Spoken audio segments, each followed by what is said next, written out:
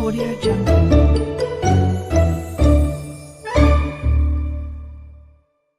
মনিহারপুর জঙ্গলে বাস করত এক টুনি। টুনির একটি কন্যা সন্তান ও একটি পুত্র সন্তান ছিল। টুনি তার স্বামী সন্তানদের নিয়ে খুব সুখে দিন কাটছিল। টুনির স্বামী টোনা ছিল একজন জেলে। সে প্রতিদিন নদী থেকে মাছ ধরে সেগুলো বাজারে বিক্রি করে খুব সুন্দর ভাবে সংসার চালাতো। একদিন সকালে, টুনি, আমার জালটা দাও তো। আমাকে আবার সকাল সকাল মাছ ধরতে যেতে হবে।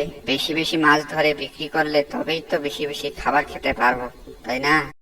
এই নাও টোনা, তোমার জাল, সাবধানে যেও। আচ্ছা আচ্ছা, ঠিক আছে। টোনা টুনিকে অনেক ভালোবাসতো। 10 বছরের সংসার ওদের। মাঝে মাঝে টোনা টুনির জন্য চুড়ি, আলতা, টিপ আরো কত কি নিয়ে আসতো। এদিকে টোনা নদীতে মাছ ধরতে চলে গেল। টোনা যখনই নদীর ধারে গেল, হঠাৎ সে দেখতে পেল যে একটি ছোট টুনির বাচ্চা নদী থেকে গোসল করে চলে যাচ্ছে। টোনা তখন সেই ছোট টুনির বাচ্চাকে ভালো লেগে গেল, তাই সে টুনির বাচ্চা পিছে পিছে যেতে লাগলো। কিছু সময় পর টোনা মনে মনে বলতে লাগলো, আহা, কি সুন্দর ছোট টুনি, দেখতে তো ভারী মিষ্টি। প্রথম দেখাতেই ওকে আমার ভালো লেগে গেছে। আমি তো এই ছোট টুনিকে বিয়ে করব। তারপর কথা বলে টোনা বাসায় চলে গেল। কিন্তু আজকে টোনা কোনো মাছ ধরেনি আর বাজারও করেনি। টুনি তখন বলে, কি হলো টোনা, আজকে তোমাকে এমন দেখাচ্ছে কেন? আর আজকে তো খাবারও আনোনি, বাচ্চারা কি খাবে? দেখ টুনি, বেশি কথা বলিস না কিন্তু। তুই আমার চোখের সামনে থেকে চলে যা, যা বলছি।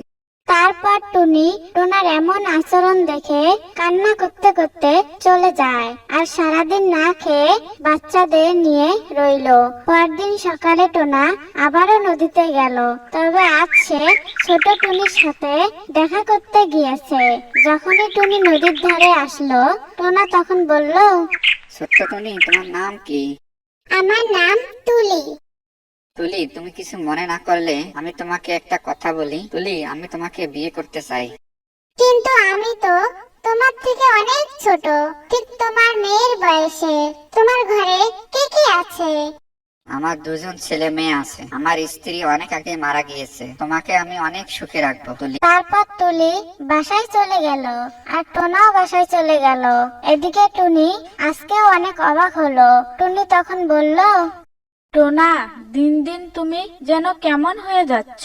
আমাকে তুমি ভালোবেসে বিয়ে করেছিলে, বলেছিলে কখনো কষ্ট দিবে না, অথচ আজ 2 দিন হলো আমি আর আমার সন্তানরা না খেয়ে আছি। টুনির এই কথাগুলো টোনার অসহ্য লাগছে।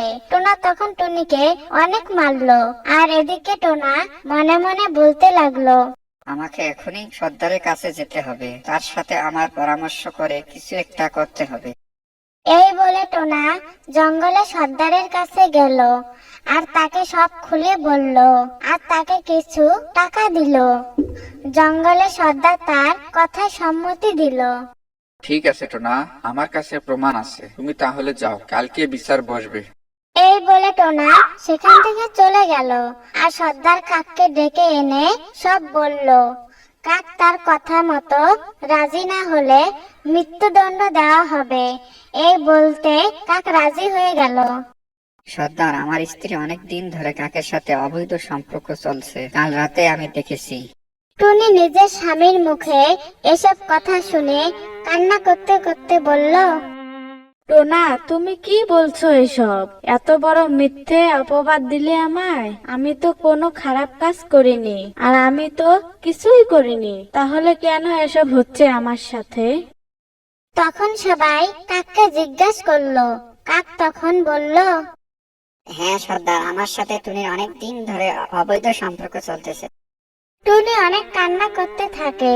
কেউ টুনির কথা শুনে না, বরং সবাই টুনির শাস্তি চায়। টুনির অপরাধ প্রমাণিত হওয়ায় নিয়ম অনুযায়ী টুনিকে মৃত্যুদণ্ড দেওয়া হয়। মৃত্যুদণ্ডটা ভয়ানক ছিল। প্রকাশ্যে সবার সামনে গর্ত খোঁড়া হয় আর টুনির হাত পা বাঁধা হয়। কোমর পর্যন্ত টুনিকে পোতা হয়।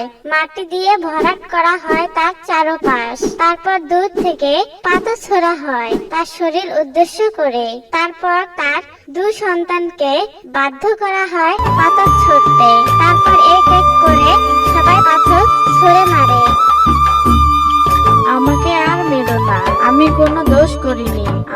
ছেড়ে দাও, আমাকে ছেড়ে দাও, আমি কোনো দোষ করিনি, আমাকে ছেড়ে দাও। বেশ কিছুক্ষণ ধরে পাথর ছোড়ার পর টুনির চারপাশের মাটি লাল হয়ে ছিটে ছিটে রক্ত পড়ে, শরীরের নড়াচড়া বন্ধ হয়। ঠিক তখন টোনা সেখানে গিয়ে উপর হয়ে পড়ে থাকা টুনির মুখে হাত দিয়ে পরীক্ষা করে যে সে বেঁচে আছে কিনা। টুনি বেঁচে ছিল এমন ক্ষতবিক্ষত হওয়ার পরেও তখনও মরেনি বুঝতে পেরে স্বামী সহ জঙ্গলের সব পাখিরা টুনির আশেপাশে রক্তাক্ত পাথর কুড়িয়ে এনে আবার ছুটতে শুরু করে। টুনি একটা মুচকি হাসি দিয়ে স্বামীর মঙ্গল কামনা করে মৃত্যুবরণ করলো। আর সেদিনে টোনা তুলিকে বিয়ে করে নিয়ে আসে। তো বন্ধুরা, আমরা আজকে গল্প থেকে শিখলাম যে আমাদের প্রিয় মানুষগুলোকে নিয়ে আমাদের অনেক স্বপ্ন থাকে, যা পূরণ হওয়ার আগেই ওরা ভেঙে দিয়ে রূপ বদলে নেয়। কিছু কিছু ভালোবাসা অতি ভয়ঙ্কর সুন্দর, যার শেষ পরিণতি মৃত্যু।